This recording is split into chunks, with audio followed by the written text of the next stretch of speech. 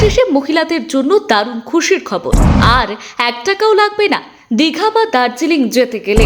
সরকারি বাসে উঠুন বিনামূল্যে, যেখানে ইচ্ছে সেখানে যান। মেয়েদের অফিস যাওয়ার খরচও এবার কমে গেল। কিন্তু মহিলারা কোথা থেকে পাবেন জিরো টিকিট? বাসে ওঠার আগে ভালো করে সবটা জেনে নিন। রাজ্য সরকারের নতুন সিদ্ধান্তে এবার সরকারি বাসে সম্পূর্ণ বিনামূল্যে যাতায়াত করতে পারবেন মহিলারা। দূরত্ব যতই হোক না কেন, কোনো ভাড়া দিতে হবে না মহিলা যাত্রীদের।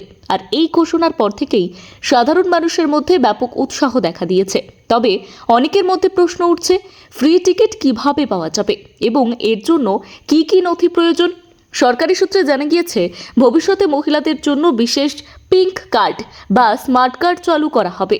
আর এই কার্ডের মাধ্যমে সরকারি বাসে বিনামূল্যে যাতায়াতের সুবিধা মিলবে। বাসে ওঠার পর ওই কার্ড কন্ডাক্টরের কাছে দেখাতে হবে। এরপর কন্ডাক্টর ইপিওএস মেশিনে কার্ডটি সোয়াইপ করে একটি জিরো ভ্যালু টিকিট দেবেন। অর্থাৎ টিকিট ইস্যু করা হলেও তার কোনো রকম টাকা দিতে হবে না।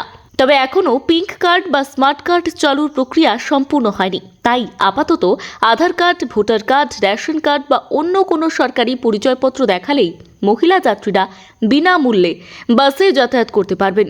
পরিচয়পত্র যাচাইয়ের পর কন্ডাক্টর তাদের হাতে জিরো ভ্যালু টিকিট তুলে দেবেন। অন্যদিকে দূরপাল্লার সরকারি বাসে যাতায়াতের ক্ষেত্রে একই সুবিধা মিলবে, তবে সেখানে কিছুটা আলাদা নিয়ম অনুসরণ করতে হবে। যদি কোনো মহিলা দীঘা, দার্জিলিং বা অন্য কোনো দূরপাল্লার গন্তব্যে সরকারি বাসে যেতে চান, তাহলে তাকে আগের সংশ্লিষ্ট বাস ডিপো বা কাউন্টারে গিয়ে পরিচয়পত্র দেখাতে হবে। পরিচয় যাচাইয়ের পর তাকে জিরো ভ্যালু টিকিট দেওয়া হবে, আর সেই টিকিট নিয়েই তিনি বাসে যাত্রা করতে পারবেন। সরকারের এই সিদ্ধান্তে মহিলাদের মধ্যে খুশির হাওয়া বইতে শুরু করেছে। অনেকের মতে এই উদ্যোগ তাদের আর্থিকভাবে কিছুটা হলেও স্বস্তি দেবে। এক মহিলা যাত্রীর কথায়, এতদিন প্রয়োজন হলে পরিবারের অন্য সদস্যদের ওপর নির্ভর করতে হতো। এখন সরকারি বাসে বিনামূল্যে যাতায়াতের সুযোগ পাওয়ায় অনেক সুবিধা হবে তাদের। অন্য এক মহিলা জানিয়েছেন, কাউন্টারে টিকিট কাটতে গিয়ে তিনি জানতে পারেন যে মহিলাদের আর ভাড়া দিতে হবে না। আপাতত পরিচয়পত্র দেখালেই বিনামূল্যে যাতায়াত করা যাবে। তবে সকলেই যে একমত তা নয়। এক তরুণীর মতে, সরকারের এই উদ্যোগ প্রশংসনীয় হলেও যাদের আর্থিক সামর্থ্য রয়েছে তাদের বাস ভাড়া দিয়ে যাতায়াত করা উচিত। তাতে সরকারি পরিষেবার ওপর অতিরিক্ত চাপ কিছুটা কমবে।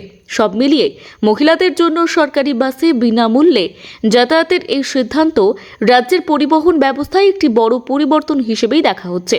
এখন সকলের নজর পিঙ্ক কার্ড বা স্মার্ট কার্ড কবে চালু হয় এবং এই প্রকল্প কতটা সফলভাবে বাস্তবায়িত হয় সেই দিকে।